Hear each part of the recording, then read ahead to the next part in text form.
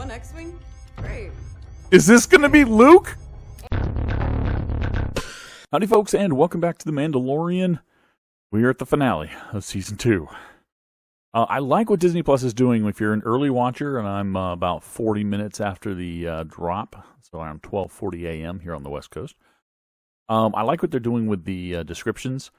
Last week, I saw the description was something like, The Mandalorian and the child continued their journey, and I'm like, okay, that was really vague. And then I look at last week's episode now, and it's got the actual description on it. So I look at this week's episode, and it's got The Mandalorian and the child continued their journeys. Okay, well, they're definitely not giving anything away. The thumbnail shows a droid. Kind of looks like a protocol droid. Does not look like C-3PO. I took a small thumbnail. I looked at it with better glasses than I'm wearing. Didn't quite look like C-3PO, but I don't think C-3PO would necessarily be on an Imperial ship anyway. So it's definitely a droid, probably a protocol droid, but not a nice one, I'm going to say. Boy. This one is Chapter 16, no title yet that I know of until we start watching. 46:12, which means, take away 6 minutes, 40 minutes, which is not quite as long as the longest episode. The first episode, I think, was still longer. I think it was like 50 minutes. But still longer than the average, which is around 30.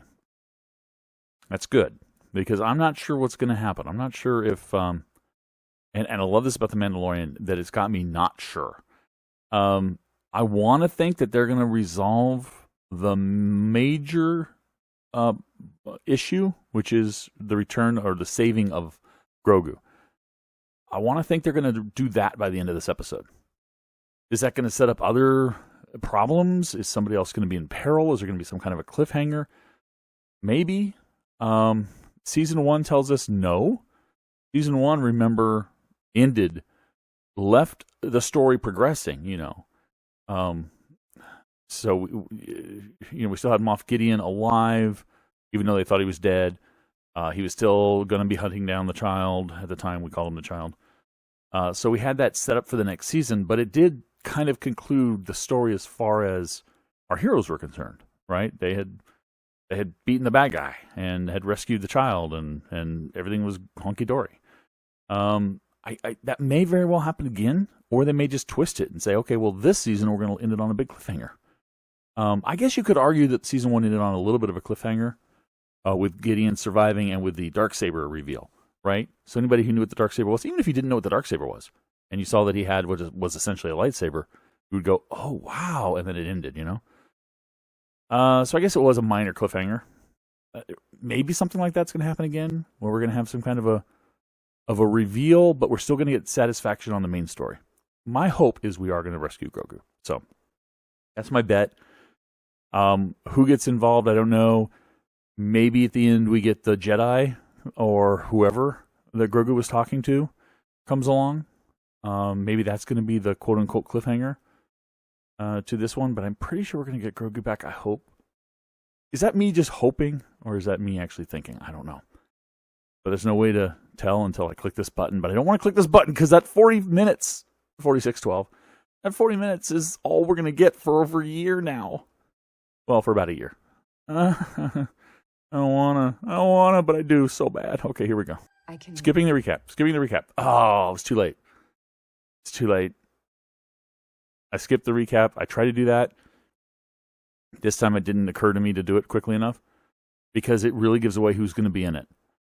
And as you saw, as I clicked it and skipped, the subtitles said Bo-Katan. I'm like, God dang it. Okay. Well, we all kind of speculated Bo-Katan would be involved because she wants the Darksaber back. She would be a perfect ally, so guess that means she's in it. Not a big surprise. Oh, Imperial transport. Oh, sweet. They're going after the doctor. All right, who are we going to see first? Let's say board. Yep, 10. She's going to kill him. She's going to kill him. Which one? Terrorism. Yep. Figured as much. And the title is The Rescue. Of course. Makes sense. Okay. And yes, I do pause this because I don't want to miss anything. and I want to share my thoughts as it's happening because I'm bad at I have bad memory and I'm bad at taking notes.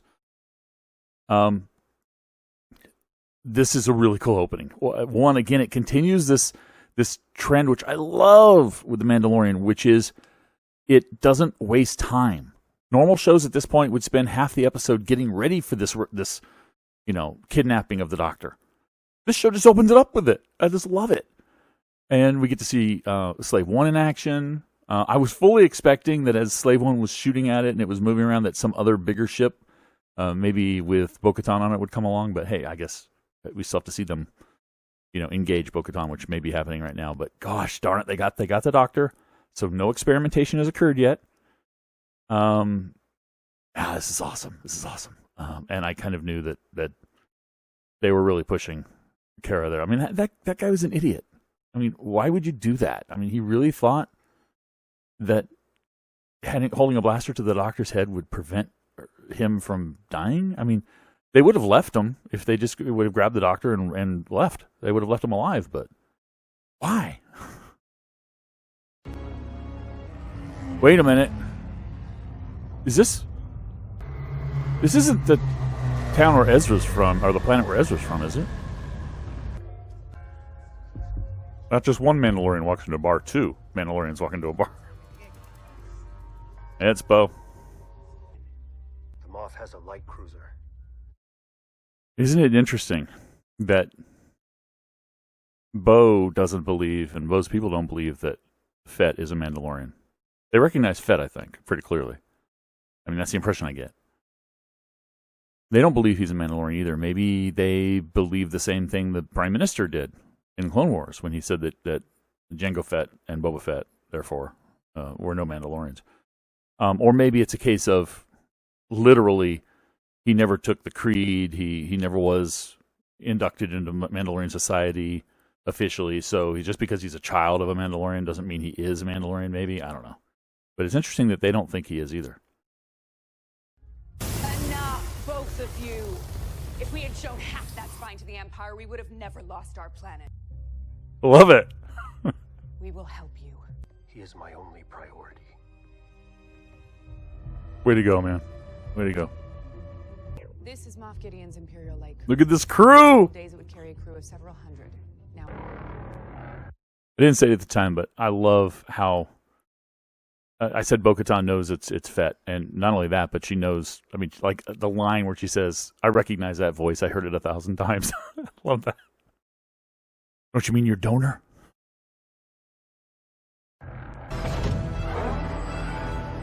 Look at this sequence.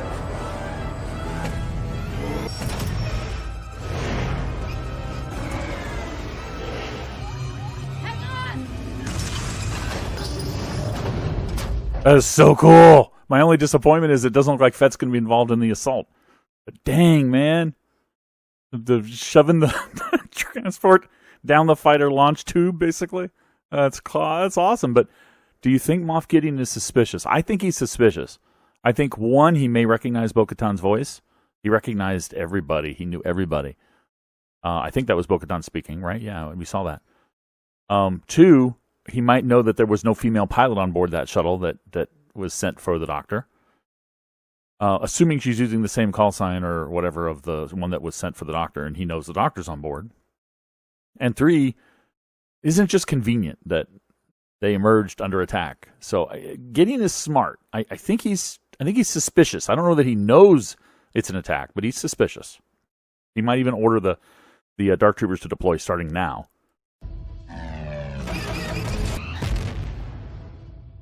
That will make him even more suspicious. What are you doing?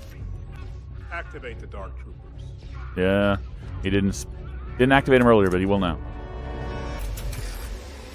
I suspect we're going to find out if they're made out of Beskar now, huh? Oh, I think that sound. Let's hear that again. That sound, that's exactly the same sound effect they used, I think, when Din tested the Beskar spear. I think that's our clue that they are made out of Beskar, which everybody kind of assumed they would be. I mean, why wouldn't he? If the Empire had taken all the Beskar, why wouldn't he use it to make the armor for these guys? Or the body for these guys, I should say. It's not really armor, right? Gotta hurry, Din. I gave you some time, but you need to hurry. He's got the spear on his back. What happened to the third Mandalorian? What happened to her third one? The guy.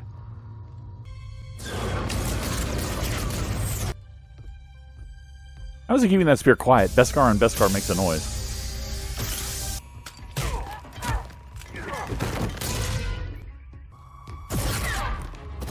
Nice shot. Oh no. He didn't make it past him in time. Yep, they're made out of Beskar. You know they are.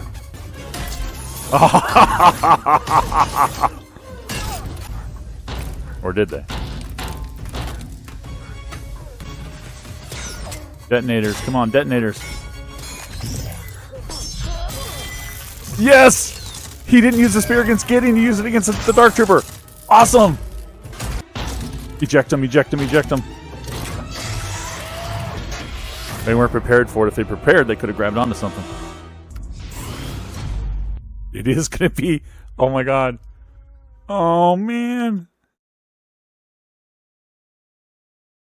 What I was going to say was it is going to still be a spear versus Darksaber fight, isn't it?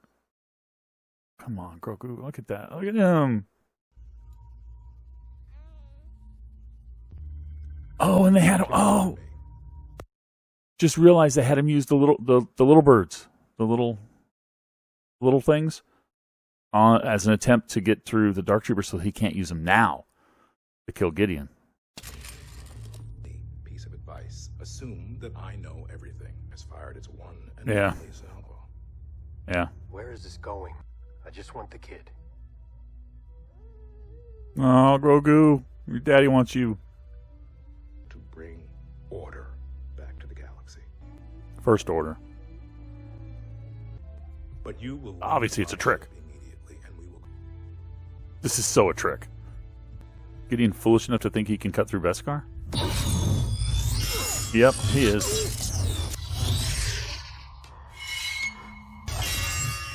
Oh, anybody worried about Din not knowing how to fight with a spear? He knows. Oh, look at that. The people, did you see the red on that? The people who guessed it that... Right there. Some people were guessing that Beskar isn't immune to the Kyber Crystal, lightsabers, dark sabers, whatever. It just can withstand them, and if you hold it in long enough, it'll cut through. It looks like it's heating up the Beskar like crazy. Interesting. He might cut this in the end. Oh, he lost the saber. Just kill him, man. Now, it belongs to her. She can't take it. Oh, that is such an interesting dynamic. I mean, I was totally silent through that, and I can't include most of it because if I do, I'll get copyright blocked.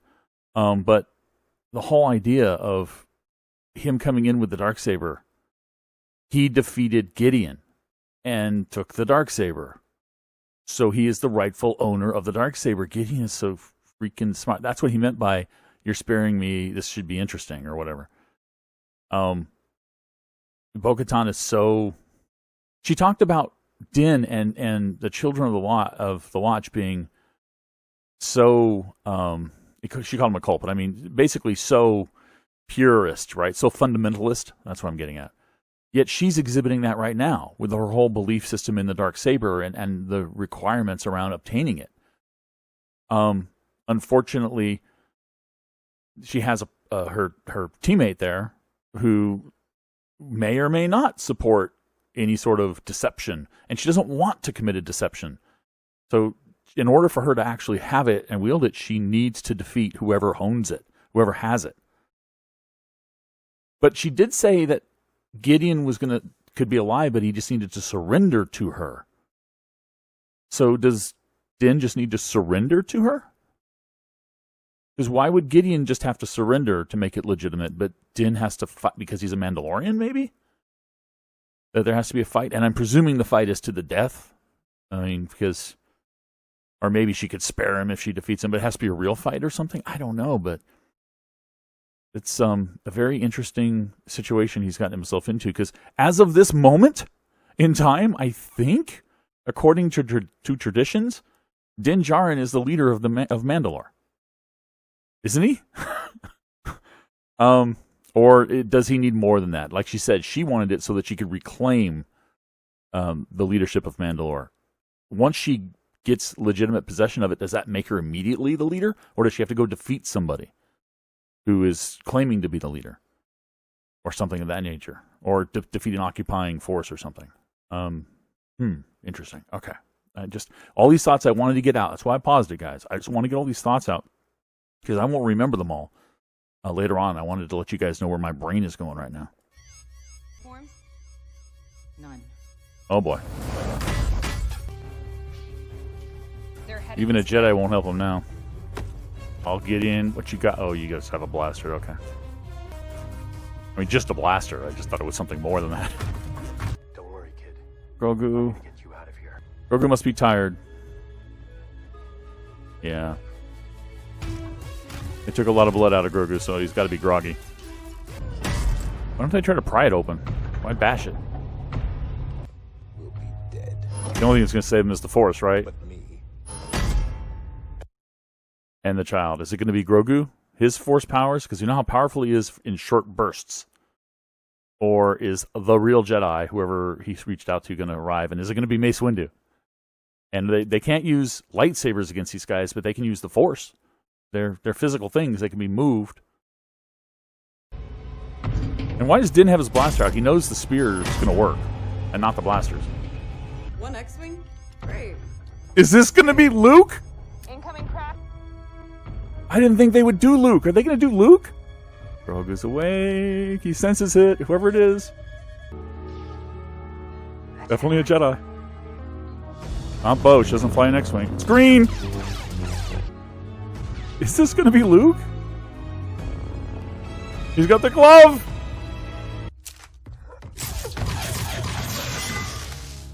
Man, Din drop. Yes! Din jumping in front of those shots, man.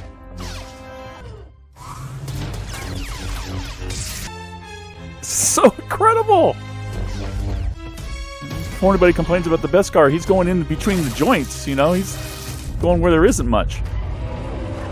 And using the Force, straight up Force. Look at that. Open the doors. If they'll open. That is so Luke. And it looks like Sebastian Stan. No? CGI version. I promise. Man. You know he's crying underneath. Take it off. That's what he wants him to do. He will. And he'll impress Bo when he does it. Watch.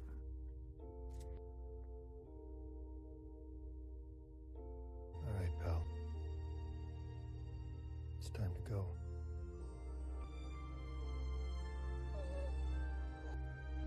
This is awesome.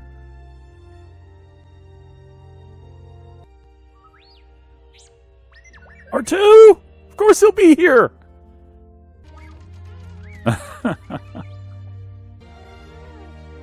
Aw, reaching out to Luke. Still left is the matter of who has the Darksaber. Wow. That was incredible. That was not what I expected at all. Wow. Written by Favreau. Oh my god. That was not what I expected at all. I mean, I was... First of all, I didn't necessarily even think that a Jedi would show up. Although when they were getting surrounded by the Dark Troopers, my only thought was, the only one who can really save him now is a Jedi. And then, you know, I go back to my... The whole Mace thing with Boba would be very interesting. Some people were saying Luke, and I was like, man, that's just too convenient. It's too big of a name. I mean, the show has made its money off of side characters, right? To bring in one of the Skywalker saga characters, the main, I mean, not main, I mean, Anakin is kind of the main, but next to main Skywalker saga character, a Skywalker, didn't seem like something I would think the show would do. But it did it. And now I need to know if it was Sebastian Stan playing him or not. And I don't... Co-starring, I guess we should go through here. Right. And I've muted the sound just so I don't get a copyright hit. Not a strike, but here. And all the names we knew already. Was that first one that I didn't recognize? Is that the person who was playing? Oh, Mark Hamill was actually his voice. Okay. So was this first? Who was portraying?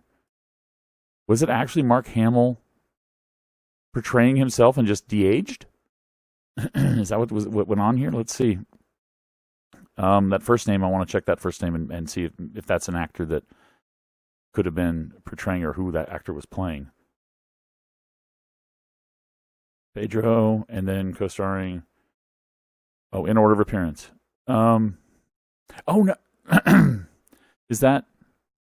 I don't recognize the name. Is that the?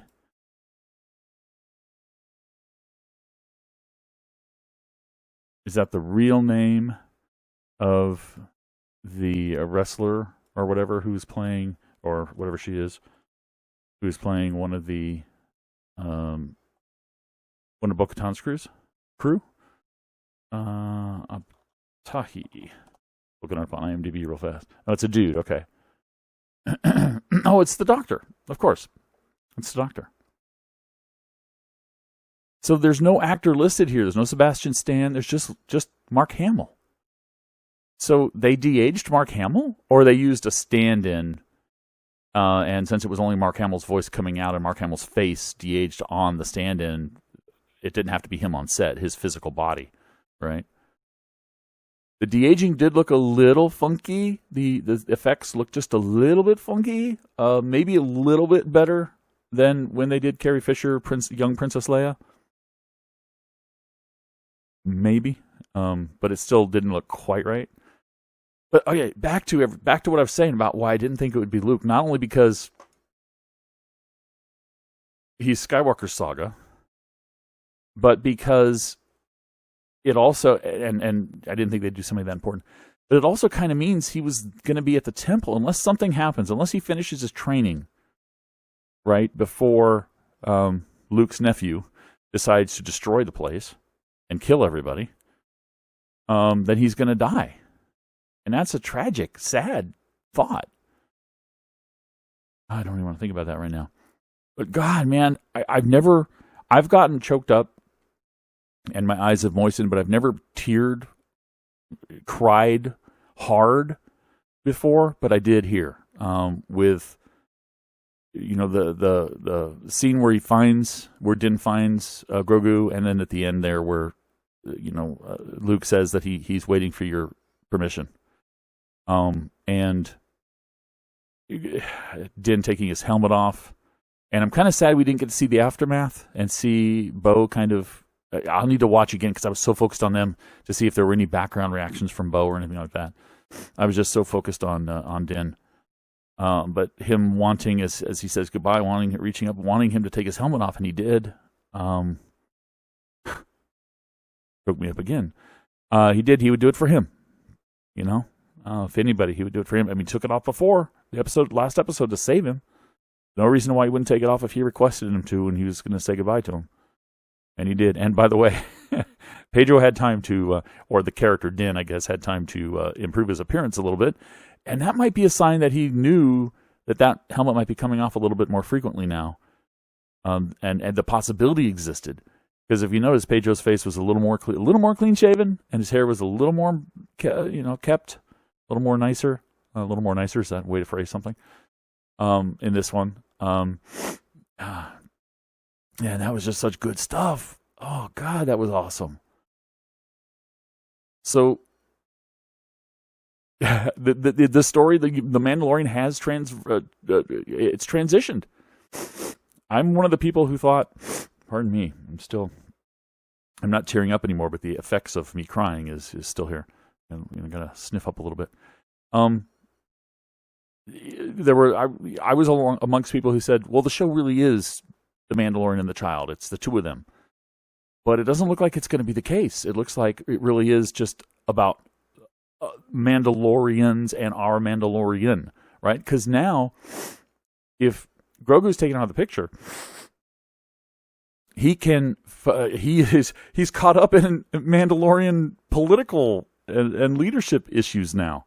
Apparently, unwittingly, he doesn't want to be, and unwillingly, I'm sure he doesn't want to be either. He didn't know he was, and I'm sure he doesn't want to be. But next season, I guess, is a lot of Bo-Katan and Mandalore.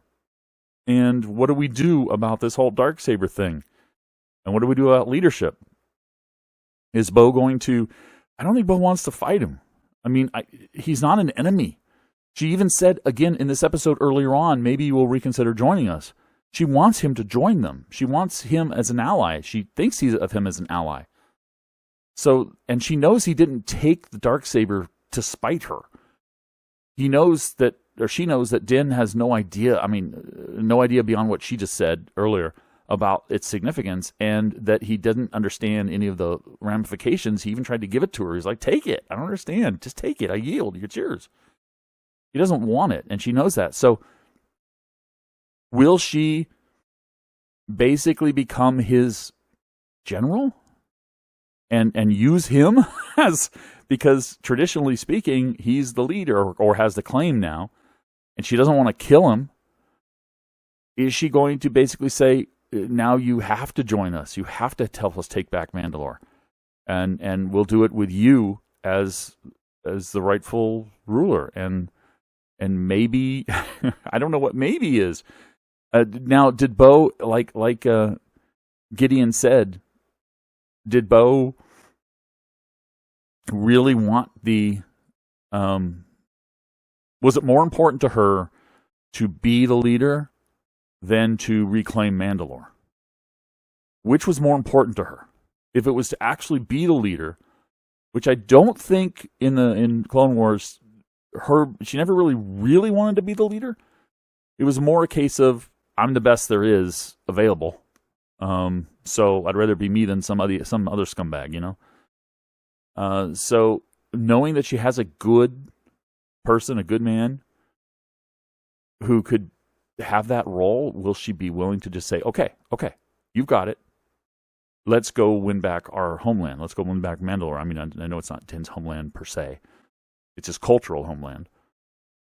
And is that where the series is going to take us? And I have to go back and check, but I'm pretty sure they killed Moff Gideon. I mean, this whole sequence, oh my gosh, this whole sequence is so long. I loved it. It was like 4 minutes. I mean, from the time Luke showed up, right? It was a long time, but from the time he emerged here in the control room, it's 5 minutes, and that's just awesome. 5 minutes of awesomeness. But he comes in, and I loved how Din dove to protect him. Prior to that, yeah, did they kill Gideon? I need to find out for sure if that was the case. I mean, he's here. He reacts. All right. He's shooting. Do they finally shoot him down? Or no, they just tell him to drop his weapon. Oh, he tries to kill himself. Because he doesn't... Oh, yeah, they took him. Of course they took him. Because Bo-Katan doesn't care about him anymore, but Cara does. Because he's leading or was in charge of a large Imperial remnant. And they want to know what's going on. And that's why he tried to kill himself, right? Because he's got super secrets, such as New Order secrets, such as potentially Palpatine secrets, which I don't think are going to be given up, because otherwise the sequels would have maybe played out a little bit differently. I don't know. But yeah, they captured him. Okay. So we've got the Cara New Republic. Is that going to be the spinoff? Is she going to be part of the whole, what do they call them, Rangers of the New Republic? Is that spinoff series, which is live action, which is going to be in the same time period as The Mandalorian and then hook up in The Mandalorian? Is that going to be a Cara Dune and others, and following the Gideon story of what's going on with the Empire? And then The Mandalorian is going to go back to Mandalorian roots, and we're going to get, next season, we're going to get him, Bo-Katan, and that group, and maybe even Boba. Or is Boba, since Bo-Katan doesn't think he's a Mandalorian, Interesting. If Din Djarin becomes the leader of Mandalore, can he make Boba Fett a Mandalorian? Can he? It's just this is kind of exciting. Like I said, I was one of the ones who said this show was all about baby Yoda, Grogu, and Din the Mandalorian, and it wouldn't quite be the same without it, and it won't be the same without it. But it's still going to be pretty exciting without him. I guess it really, maybe the Ahsoka story, maybe Ahsoka. Okay, now the Ahsoka spinoff. You imagine is her quest for Grand Admiral Thrawn and Ezra, if that hasn't happened yet, finding of Ezra. Would that tie in at all? Would she cross paths with Luke Skywalker? Would she cross paths with Grogu again? That's an interesting question. That series will handle the Jedi stuff. I mean, if you think about it, the Ahsoka series will handle the Jedi stuff. The Rangers of the New Republic will handle the Empire and New Republic stuff, and the Mandalorian will handle the Mandalorian stuff. It seems to map out pretty well. And then they all come back together. Apparently, they're planned to come back together for sort of a Defenders-like culmination. I am super excited, guys. This is very sad, but also very promising. We got our spear fights. Din knows how to fight with a spear. People were like, somebody needs to train Din how to fight with a spear. He pretty clearly knew how to fight with a spear. It wasn't a problem for him. Not only as the staff part, but as this pointy end part. And to the point where he actually disarmed and could have easily killed Moff Gideon, but realized that Bo-Katan wanted him alive. She wanted him to surrender. And Cara wanted him alive, so she didn't kill him. So he's very good with that spear. We got a couple of really badass spear fights with Din and one Dark Trooper, and then Din and Moff Gideon. Both really good fights. We got the Girl Squad, if you want to call them that. I was wondering why the Bo-Katan's one male partner or part of the trio wasn't there, but it turned out that gave us a 4 female squad, which was really kick ass. That was really enjoyable to see them just marching through the ship, taking out those silly stormtroopers. So we got a lot of great action, a lot of great fights, as predicted. Actually, it's more. I didn't want to hope for this kind of prediction. I didn't want to hope for this much.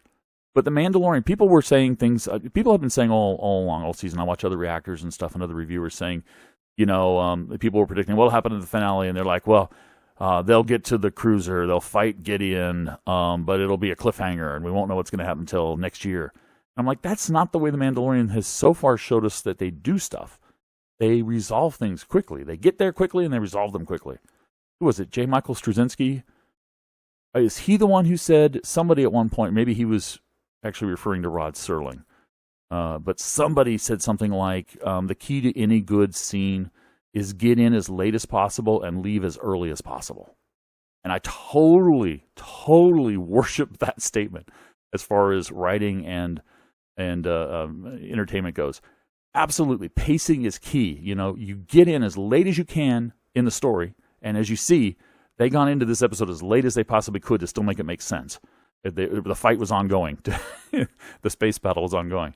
And then they left as early as they could, meaning they've resolved things. They didn't leave things lingering so that they had to stay and continue to tell the story. They basically ended as soon as they could. As soon as Grogu was safe and taken by the Jedi, boom, end of story. And I love that structure for storytelling. So I'm very, very happy by the way this ended.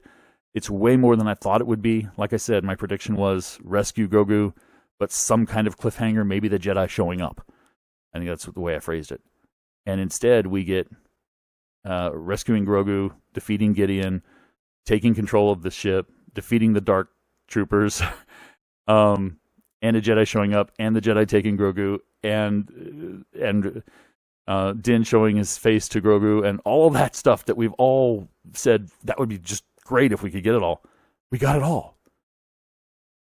This is an incredible show, guys. I am not a super duper Star Wars fan. I like Star Wars.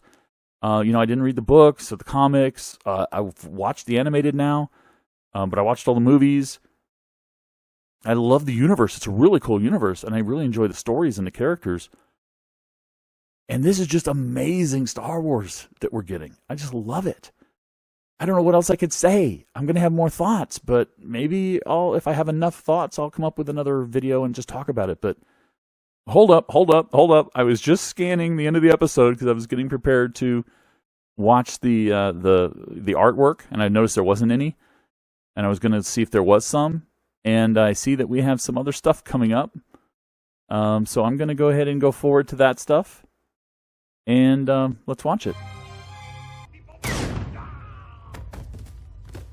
That was shooting. That wasn't a Jedi. That's Fennec. That shadow seems to be Fennec. It is. And, oh no, that's Boba Fett. He's got some vengeance. You're on the trap, Boba. I think you know that, though. But you have a jetpack. So. Are you going to be the new warlord? Or the new, warlord? He is! Boba Fett's moved on into the Hutt residence. Oh, that's cool. The Book of Boba Fett. Really? Coming December 2021? Now, did they mean that's literally a book? Or is it going to be a video production? Is it going to be a comic book or something? About what Boba Fett does when he's taken over the Hutt control on Tatooine? Let me know what you guys think. I got to imagine you like this. Who wouldn't like this? Unless you're one of those who's just stuck with this whole, it's got to be Grogu and Din, or else it's not really the same show. Okay, it's not really the same show. I get it, but it's a better show, or potentially, let me rephrase that, a different show, not necessarily a better show. But let me know what you think. Let me know what your favorite parts were. I had so many. I mean, emotionally, the favorite part was the end, of course. And Din saying goodbye to Grogu. R2-D2 showing up was awesome. Let me know. Let me know what you think. And I guess I'll see you next time. Is it going to be a year before we get any more Star Wars? Will The Mandalorian Season 3 be the next Star Wars? Or will something else premiere before that? There might be animated before that. I don't remember. I need to look at the timeline. Anyway, guys, thanks for watching. I'll catch you next time. Bye-bye.